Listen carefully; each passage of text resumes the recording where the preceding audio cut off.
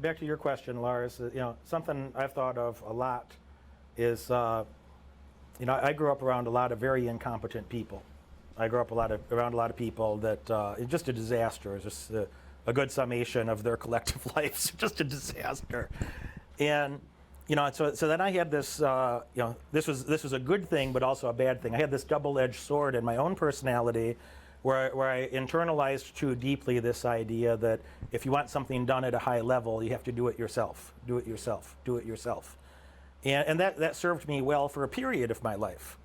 So when you're around a bunch of idiots and imbeciles, that's a great functioning plan. If you're surrounded by idiots and you don't see a path out at that moment, that's a great functioning plan to just take on every important responsibility. Well, I have to learn how to do this, and I have to do this and this and this and this and that just to maintain shit, and go learn new skills and learn how to do those things too, or this whole thing's fucked. All right, so that was a functioning mindset, in a low quality environment. Now, as I spent a lot of time doing those learnings and going through those troubles, and I put myself in higher quality environments, then you have to learn to trust other people, that you have to find other people, just what you said, that are smarter than you in certain areas. You're not going to be a fucking subject matter expert at everything, nor should you try. Nor should you try to fucking know everything. It's like, those days are over. Aristotle at the Lyceum 2,550 years ago, Aristotle was probably, maybe the smartest person on earth, or is, documented and believed to be probably the smartest person on earth, 2,500 years ago. And, he wrote books like, he wrote books about ethics, he wrote books, physics and metaphysics and so on. And, but if you went back and looked at that shit, it's like, well, there's still limitations to fucking knowledge, and there's a lot of eternal truths. It's called Aristotelian logic, because it came from fucking Aristotle. We still use, that's what computer programming is based on. That's an early foundation. Logic, formal logic, is an early foundation of math or computer programming. All right, so there's things that guy did that we still use today that have absolutely changed society tremendously. But there's other things that he probably might have been the most informed person in some of these areas, but was still way off in his theories on some things. So if you think if you think you're smarter than Aristotle, well, you're probably not. And Aristotle had had Plato as his mentor, who had Socrates as his mentor. And if you think you're smarter than him, you're probably fucked. And you don't have to know everything. The great news is you don't have to know everything, but you do have to surround yourself with other smart people that are, that are going to be cooperative, that you have, shared vision and shared goals, and are long-term thinkers, which is why I fuck with these guys so much that are, how do I get money today? It's like a fucking crackhead. These are fucking crackhead thoughts. How do I get money right now? How do I get money right now? And until you change your fucking crackhead thought, you're not going to have, how would you have wealth coming from that paradigm? How would you create any significant wealth or any notable accomplishment of any kind? It's literally a crackhead thought. How do I make a lot of money right now? You can't build anything like that. So you have to change your perspective. I don't give a fuck how much you guys pay me. You can't pay me to hang out with those people. I can't spend time with those people that are thinking about this quick money, get rich quick scheme, because it'll poison your life. Just being around them is poison. It's disgusting. It's poison. And if for you at home, if you have any emotion while I say that, is like, change that fucking aspect of your life. It doesn't mean you're a bad person. It means you're thinking in a way that's going to lead to terrible outcomes. It's going to ruin your life having those thoughts. You have to shift that thought to long-term thinking and building cooperative relationships. And I have friends around me. In this room, I have friends that help me with customer support things. They help me with technical things, help me with legal things. I have a lot of smart people in this room that are very valuable because they are subject matter experts in areas that I'm not. And I'm a dumbass not to utilize that. And I provide a lot of value to them in various contexts, and they're happy to utilize me as well. You have to have business as a team sport. That'd be a great one for you to riff on. Is everything important in your life, whether that's the health of your family, the health of your relationship with your most important significant other, you don't just go get some fantastic lover or fantastic long-term partner without having a quality team around you. because she's going to judge you by your peer group, or he's going to judge you by your peer group. Anybody that has anything significant going on in their life, they might like you, but when they see you're hanging out with a bunch of losers, they have to assess that information as well, yeah? Doesn't everybody do that? I think all of you would do that, I think. And business is the same thing. Business is a team sport. You see, you're not going to be able to hang out with a bunch of losers, and you're not going to be able to date a crackhead. Even if you take your thoughts away from that, you're not going to be able to date one of these short-term thinkers. Because when other high-quality people are around that person, there's going to be like, oh, this is going to cause troubles down the road. What are your thoughts about the value of teams, or learning to? I suspect, and I don't know that we've ever had the conversation, but my spidey systems tell me that you're a bit of a micromanager as well by nature. I was that way, but I think it was that environmental factor that I'm like, if I don't do it, it's not going to work out. Mm-hmm. Like I don't feel like I need to be in charge of everything. I don't have that disorder, yeah.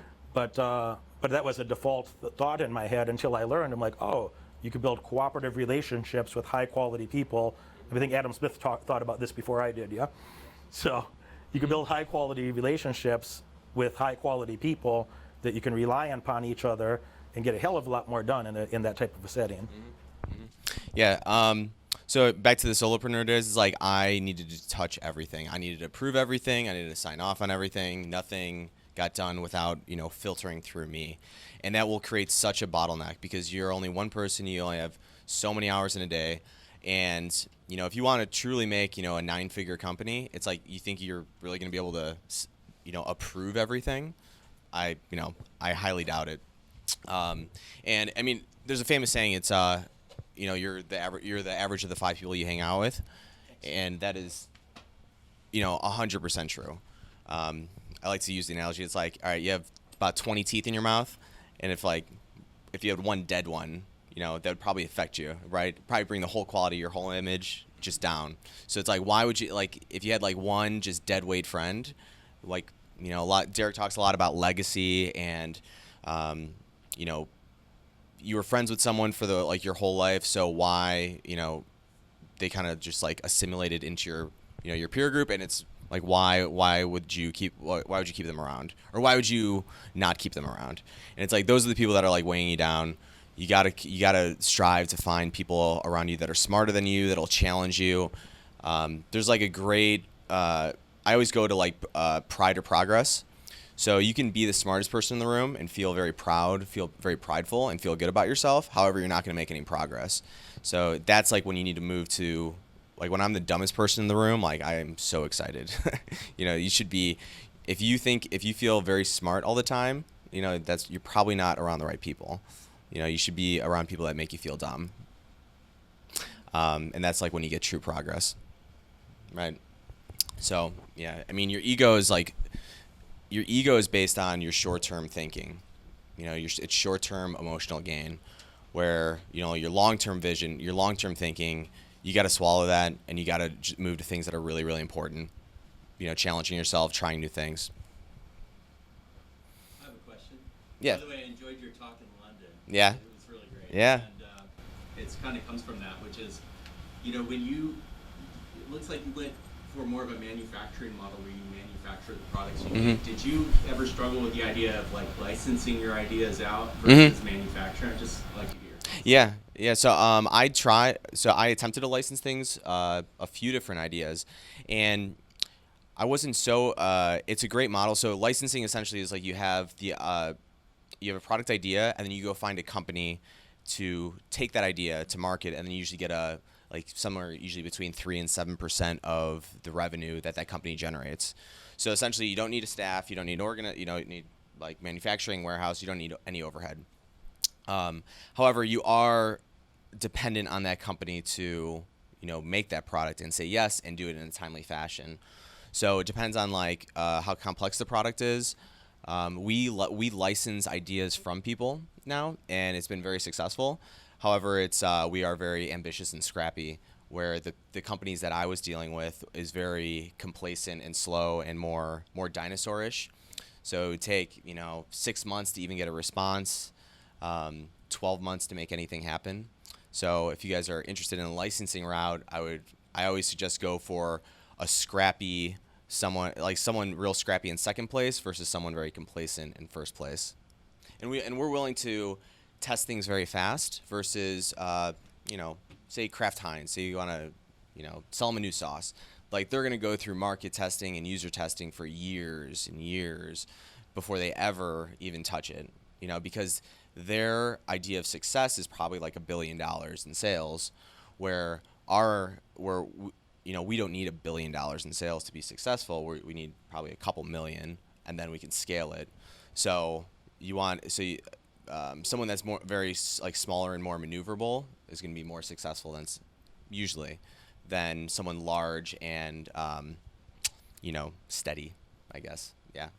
Moneyberg Mentoring is a general business course of like how to think and what are the fundamentals of business. This is a program about helping you make better decisions. I'm trying to give you some frameworks for how I'm thinking about things and how it's allowed me to go make more money. Just to say again, it's like, well, you're probably going to die sooner than you'd like. So how much time do you want to spend with the wrong people? This is not a get rich quick scheme. This is a get rich. Anything that I included as a homework assignment is something that's going to benefit your life long term.